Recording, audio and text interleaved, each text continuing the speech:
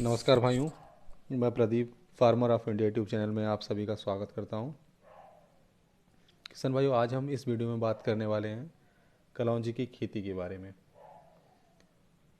तो शुरू करने से पहले आप सभी मित्रों से अनुरोध है कि जिन लोगों ने हमारा यूट्यूब चैनल सब्सक्राइब नहीं किया हुआ है तो वो सब्सक्राइब कर लें और साथ ही साथ बेल आइकन के जो बटन है उसको भी दबा दें ताकि आने वाले वीडियोज़ का आपको नोटिफिकेशन मिलता रहे। चलिए शुरू करते हैं किसान भाइयों। तो कलौंजी की जो खेती है व्यापारिक फसल के तौर पर की जाती है। इसके बीज बहुत ही ज़्यादा लाभकारी होते हैं।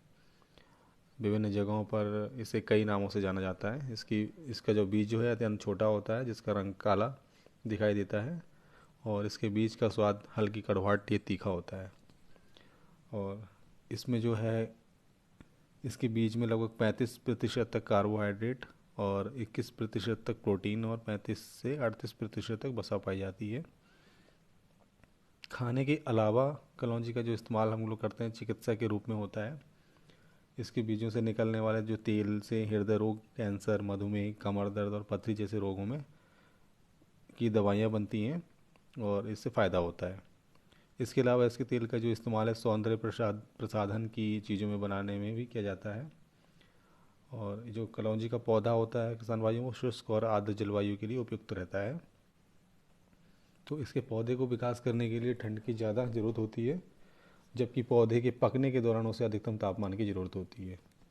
तो इसकी खेती के लिए उचित जल निकास वाली उपजाऊ भूमि उपयुक्त रहती है।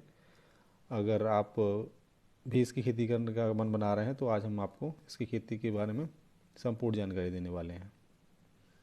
तो अब बात करते हैं इसकी उपयुक्त मिट्टी के बारे में। इसमें के लिए खेती के लिए कौन सी मिट्टी उपयुक्त रहती है। तो कलौंजी की खेती के लिए कार्बनिक पदार्थ से युक्त बलुई दोमट सबसे उपयुक्त रहती है। और कलौंजी की खेती के लिए भूमि में जल निकासी अच्छे से होनी चाहिए। इसकी खेती पथरीली भूमि में नहीं की जा सकती है। इसकी खेती के लिए भूमि का जो है पीएच मान 6 से 7 के बीच होना चाहिए। जलवायु और तापमान की बात करते हैं तो इसकी खेती के लिए उष्णकटिबंधीय जलवायु उपयुक्त होती है।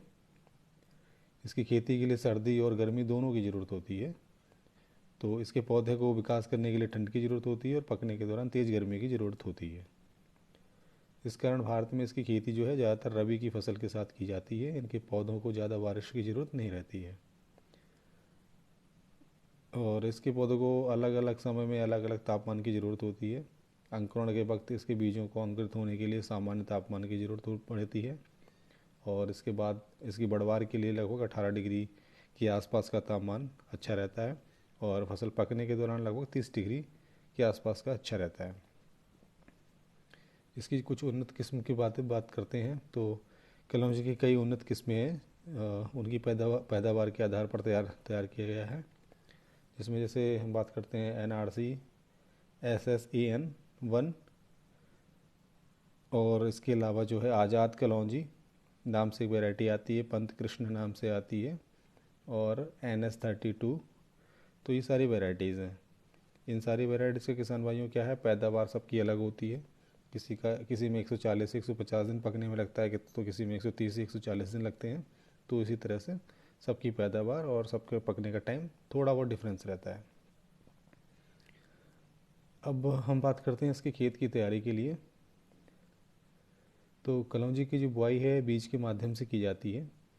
इसके लिए समतल बनाए गए खेत में उचित आकार वाली क्यारी तैयार कर लेते हैं और इन क्यारियों में इनके बीज की रोपाई की जाती है। इसके बीज की रोपाई खेत में छिड़काव विधि से की जाती है। 1 एकड़ में इसकी रोपाई की लगभग 3 किलो बीज की ज़रूरत पड़ती है और इसके बीज को खेत में लगाने से पहले उसे उपचारित कर लेना चाहिए और बीज को उपचारित करने के लिए थीरम की उचित मात्रा का इस्तेमाल करना चाहिए।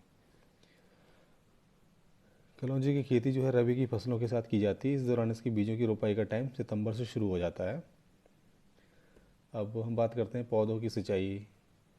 तो कलौंजी के पौधों को पानी की सामान्य ज़रूरत होती है। इसके बीजों को खेत में लगाने के तुरंत बाद उसकी सिंचाई कर देनी चाहिए और उसके बाद बीजों को अंकुरित होने तक नमी बनाए रखने के लिए खेत में हल्की सिंचाई उचित टाइम पर करते रहना चाहिए। और पौधे के विकास के दौरान जो है 15 से 20 दिन के अंतराल में सिंचाई कर देनी चाहिए। इसमें उर्वरक या जो उर्वरक हम इस्तेमाल कर देंगे, खाद जो इस्तेमाल करेंगे, तो उसके लिए कलौंजी के जो पौधे को जो उर्वरक की ज़रूरत पड़ती है तो बाकी सब फसलों की तरह ही होती है। तो इसके लिए शुरुआत में खेत की जुताई के वक्त लगभग 10 टन प्रति एकड़ के हिसाब से आप पुरानी गोबर की खाद डाल सकते हैं। इसके अलावा अगर रासायनिक खाद इस्तेमाल करना चाहते हैं तो 2 से 3 जो है बोरे जो है आप NPK की मात्रा को खेत में आखिरी जुताई के वक्त मिला देते हैं। और इसमें जो है खरपतवार नियंत्रण की बात करें तो कलौंजी की खेती में खरपतवार नियंत्रण या जो निराई गुड़ाई जो हम करवाते हैं के माध्यम से हम इसे कर सकते हैं। तो इसके लिए शुरुआत में बीज रोपाई के लगभग 20 से 25 दिन बाद पौधों की हल्की निराई गुड़ाई करा देना चाहिए। तो कलौंजी के पौधों में खरपतवार नियंत्रण के लिए पौधों की 2 से 3 गुड़ाई काफ़ी होती है। पहली गुड़ाई के बाद बाकी की गुड़ाई 15 दिन के अंतराल पर कर देनी चाहिए। अब इसमें अगर पौधों की कटाई की बात करें तो इसके पौध जो है बीज की रोपाई के लगभग 130 से 140 दिन में पककर तैयार हो जाती है इसकी फसल। और पौधों को पकने के बाद उन्हें जड़ सहित उखाड़ लिया जाता है और पौधों को उखाड़ने के बाद उसे कुछ दिन तेज़ धूप में सुखाने के लिए खेत में ही एकत्रित करके छोड़ देते हैं। और उसके बाद जब पौध पूरी तरह से सूख जाता है इसके बाद जो है लकड़ियों से पीट कर दानों को निकाल लिया जाता है।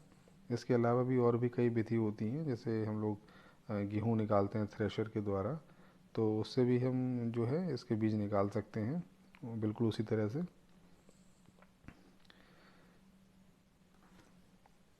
और इसकी जो पैदावार और लाभ जो है तो कलौंजी की पौधों को जो है विभिन्न किस्में जो हैं उनकी औसतन पैदावार जो है लगभग 5 क्विंटल प्रति एकड़ के आसपास पाई जाती है, जिसका बाज़ार भाव औसतन अगर बात करें तो 20,000 रुपये प्रति क्विंटल के हिसाब से मिलता है। और भाव जो है मार्केट का वो ऊपर नीचे होता रहता है, कभी आपका भाव ज़्यादा भी मिलेगा आपको, कभी कम भी मिलेगा, तो वो थोड़ा बहुत ऊपर नीचे होता रहता है। इसमें कुछ बीमारियां भी होती हैं, जैसे इसमें जो है पौधे में लगने वाले रोग हैं और उनकी रोकथाम है, जैसे कटवा इल्ली होती है। तो कटवा इल्ली का जो रोग पौधे को अंकुरित होने के बाद किसी भी अवस्था में लग सकता है। तो इस रोग के लगने पर पौधा बहुत जल्द ख़राब हो जाता है, क्योंकि इस रोग के कीट पौधे को ज़मीन की सतह के पास से काट कर नष्ट कर देते हैं। और खेत में जब इसका प्रकोप अगर दिखाई देता है तो क्लोरोफाइरीफास की उचित मात्रा का छिड़काव पौधों की जड़ों में कर देना चाहिए। इसके अलावा जो है जड़ गलन की समस्या होती है। तो जड़ गलन का रोग पौधों पर बारिश के मौसम में जलभराव होने पर दिखाई देता है। तो इस रोग के लगने पर पौधा जो है मुरझा जाता है और उसकी पत्तियां हैं पीली होकर सूखने लगती हैं। तो इस रोग की रोकथाम के लिए पौधों में जलभराव की स्थिति ना होने दें। इसके अलावा प्रमाणित बीज को ही खेत में उगाना चाहिए। और इसकी अगर हम लाभ की बात करें और तो इसमें लगभग जो है 80,000 से 1 लाख रुपए के आसपास तक कमाई आप कर सकते हैं 1 एकड़ से।